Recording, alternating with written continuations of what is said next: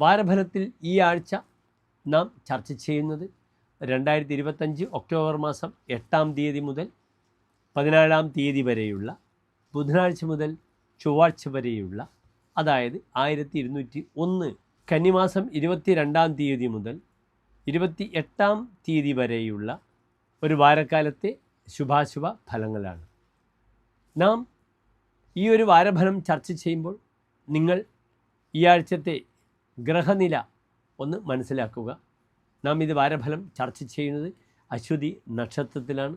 അതിനാൽ മേടത്തിൽ ചന്ദ്രനുണ്ട്, 3-ാം ഭാവത്തിൽ മിഥുനത്തിൽ വ്യാഴമുണ്ട്, 5-ാം ഭാവത്തിൽ ചിങ്ങത്തിൽ ശുക്രൻ കേതു, 6-ാം ഭാവത്തിൽ കന്നിയിൽ സൂര്യൻ, 7-ാം ഭാവത്തിൽ തുലാത്തിൽ ചൊവ്വയും ബുധനും, 11-ാം ഭാവത്തിൽ കുംഭത്തിൽ രാഹുവും, 12-ാം ഭാവത്തിൽ ശനിയും. ഇവിടെ ഗ്രഹങ്ങൾക്ക് വിശേഷിച്ച മൗഢ്യങ്ങളൊന്നുമില്ല. ശനി ഇപ്പോഴും വക്രയിലാണ്. നമുക്ക് ഓരോ രാശിക്കാരുടെയും ശുഭാശുഭ ഫലങ്ങൾ ഈ വാരത്തേത് ചർച്ച ചെയ്യാം. ഇവിടെ ചന്ദ്രൻ ബലവാനാണ്. ചന്ദ്രൻ ബലവാനായി മേടത്തിൽ നിൽക്കുന്നു. ആ ചന്ദ്രൻ ഉച്ചത്തിലേക്ക് പോകുന്നു. അങ്ങനെ ധാരാളം പ്രത്യേകതകളുണ്ട്. ഇനി ശുക്രൻ ഏതാനും ദിവസങ്ങൾക്കകം നീചസ്ഥനായി കനിയിലേക്ക് വരും.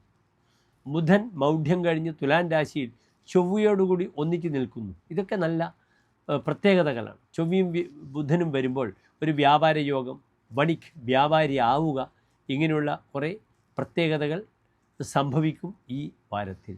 എൻ്റെ പ്രിയപ്പെട്ട പ്രേക്ഷകർ ശ്രദ്ധിക്കുക. നാം മേടം മുതൽ മീനം വരെയുള്ള 12 രാശിക്കാരുടെയും ശുഭാശുഭ ഫലങ്ങൾ ചർച്ച ചെയ്യുകയാണ്.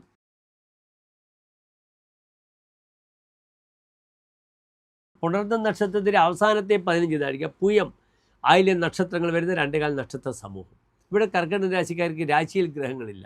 2-ൽ ശുക്രൻ കേതു, 3-ാം ഭാവത്തിൽ ആദ്യത്തെ 4-ൽ ചൊവ്വ ബുധൻ, അഷ്ടമത്തിൽ രാഹു, 9-ൽ ശനി, 10-ൽ ജാതകത്തിലേക്ക് ചന്ദ്രൻ, 12-ാം ഭാവത്തിലേക്ക് വ്യാഴം. കർക്കിടകം രാശിക്കാർക്ക് പൂർവികമായി ഉപാസിച്ച് വന്നിരുന്ന ധർമ്മദൈവങ്ങളുടെ അപ്രീതിയൊക്കെ ഉണ്ടാകുന്ന സമയമാണ്. പൂർവോപാസിത ദേവകോപം അശുഭം, ഭാര്യാത് അനൂജാപദം, ദൗഷ്കൃത്യം സ്വഗുരോഹോ പിതുശ്ച നിധനം, ദൈന്യേ ശുഭേ ദുർബലേ.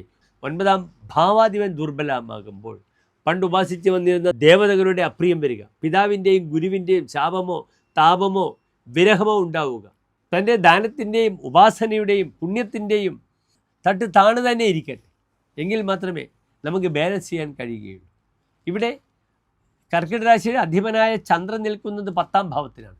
പുതിയ ബന്ധുക്കളുമായി സമ്മേളനം ഉണ്ടാകാം. സുഖം ബാന്ധവേഭ്യ ഖഗേ ധർമ്മകർമ്മ സമുദ്രാംഗജെ ശം നരേശാദിതോപി. ഇവിടെ വ്യാഴം 12 നിൽക്കട്ടെ. പക്ഷേ രാജാവ് അല്ലെങ്കിൽ രാജാവുമായി ബന്ധപ്പെടുന്ന ഏജൻസികൾ, സർക്കാരുകൾ, ഇതിൽ നിന്നൊക്കെ ഫണ്ട്, ലോൺ, ഇങ്ങനെ സാമ്പത്തികമായി വലിയൊരു ലാഭം ആർക്ക് ലഭിക്കും? കർക്കിടക രാശിക്കാർക്ക് ലഭിക്കും. കാരണം 10-ൽ വ്യാഴമാണ്. ആ വ്യാഴത്തിന് ഒരു അനഭായോഗത്തിൻ്റെ പിൻബലമുണ്ട്. സുഖം ബാന്ധവേഭ്യ, തൻ്റെ ബന്ധുക്കൾക്ക് സുഖങ്ങളുണ്ടാകും. പുതിയ ബന്ധുക്കൾ ജീവിതത്തിലേക്ക് വരും. വിവാഹ വിഷയങ്ങൾക്ക് തീരുമാനമാകാം. പെണ്ണിനെ കാണുക, ചെക്കനെ കാണുക തുടങ്ങിയ ചടങ്ങുകളൊക്കെ സംഭാവ്യമാകുന്ന വാരമാണിത്. രാജാവ് മുതലായവരിൽ നിന്ന് തനിക്ക് ധനം ലഭിക്കും. പലപ്പോഴും അധികാരികളുടെ അടുത്തു നിന്നും തനിക്ക് സാമ്പത്തികമായ ഗുണങ്ങളും അവസരങ്ങളും വന്നു ചേരുന്നതാണ്. ലോണ് മുതലായ വിഷയങ്ങളിലേക്ക് ധാരാളം ഉത്സാഹിക്കണം. കാരണം 3-ൽ സൂര്യനാണ്. മതിവിക്രമവാൻ, ബുദ്ധിയും വിക്രമവും പ്രകടിപ്പിക്കുക. അതുമാത്രമല്ല, വിദേശയാത്രയ്ക്ക് അനുകൂലമായ സമയമാണ്. കർക്കിടക രാശി അധിപനായ ചന്ദ്രൻ നിൽക്കുന്നത് ചരരാശിയിലാണ്. അടനഹ, ഒരു ദേശത്തിൽ നിന്നും മറ്റൊരു ദേശത്തിലേക്ക് പോകാം. ഭൂമി ലഭിക്കുക, പൂർവികമായ സ്വത്ത് വിഭജിക്കുക, അല്ലെങ്കിൽ തനിക്ക് ഗൃഹനിർമ്മാണവുമായി ബന്ധപ്പെടുന്ന പ്രവർത്തനങ്ങൾ വ്യാപൃതരാകാം.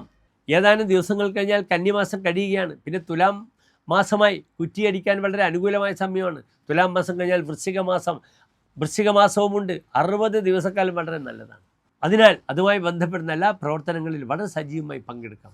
ഇവിടെ നാഗപ്രീതി എപ്പോഴും ചെയ്യണം. കിഡ്നി പേഷ്യൻസിന് ഡയാലിസിസ് ചെയ്യേണ്ടുന്ന സമയം തന്നെയാണ്. ശാരീരികമായി ഷുഗറുമായി ബന്ധപ്പെടുന്ന, ഡയബറ്റിക്സുമായി ബന്ധപ്പെടുന്ന രോഗികൾ ശ്രദ്ധിക്കുക. നേത്ര സംബന്ധമായ അസ്വസ്ഥതകൾക്കും ഒരു പരിധിവരെ ഈ വാരം സഹായകമാകില്ല. നാഗപ്രീതി ചെയ്യണം. നല്ല വാക്കുകൾ കൊണ്ട് തനിക്ക് മുന്നോട്ട് പോകാം. കർമ്മമേഖലയിൽ സുവാക്യ, നല്ല വാക്ക് സംസാരിച്ച്, മുഖം ചാരുഭാഷം മനീഷാഭിചാർവി, ധാരാളം ബുദ്ധി പ്രകടിപ്പിക്കാം. അതിമനോഹരമായി സംസാരിക്കുന്ന മുഖമുണ്ടാകുമെന്നാണ് പറഞ്ഞിരിക്കുന്നത് 2ാം ഭാവത്തിൽ ശുക്രൻ വരുമ്പോൾ. ഇവിടെ നാഗക്ഷേത്ര വഴിപാടുകൾ വളരെ നല്ലതാണ്. ആയില്യപൂജ സർപ്പബലി ചെയ്യുക. അപ്രകാരം ധർമ്മദൈവ സങ്കേതങ്ങളിൽ വിളക്ക് കത്തിച്ച് ധർമ്മദൈവങ്ങളെ അനുഗ്രഹം എപ്പോഴും നിങ്ങളുടെ കൂടെ ഉണ്ടാകണമെന്ന് ഞാൻ നിങ്ങളോട് നിർദ്ദേശിക്കുന്നു. നന്ദി, നമസ്കാരം.